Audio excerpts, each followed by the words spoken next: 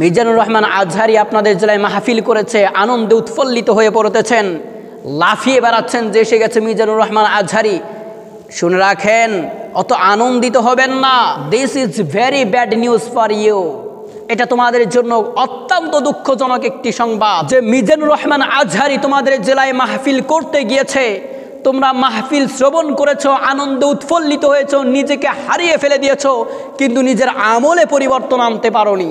ওমর রাদিয়াল্লাহু তাআলা আনহু যে রাস্তায় চলাফেরা করত, সেই রাস্তায় শয়তানেরা 40 দিন পর্যন্ত চলাফেরা করতে ভয় পেত।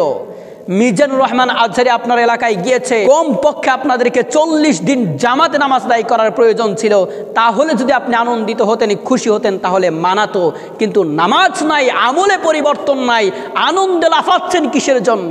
মিজানুর রহমান আজহারি আপনার এলাকায় গিয়েছে, আপনি তার আলোচনা শুনেছেন, এবার নিজের আমলে পরিবর্তন আনেন, তারপরে বলেন হ্যাঁ আমি সফল হয়েছি, তারপরে আপনি আনন্দিত হন, তারপরে আপনি উৎফুল্লিত হন।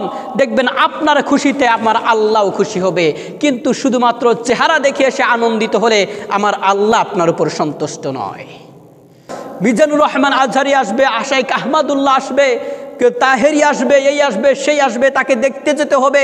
জাস্ট আলেমকে শুধুমাত্র দেখার জন্য যাবেন, আমলে পরিবর্তন আনবেন না। কেন এমন অধপতন?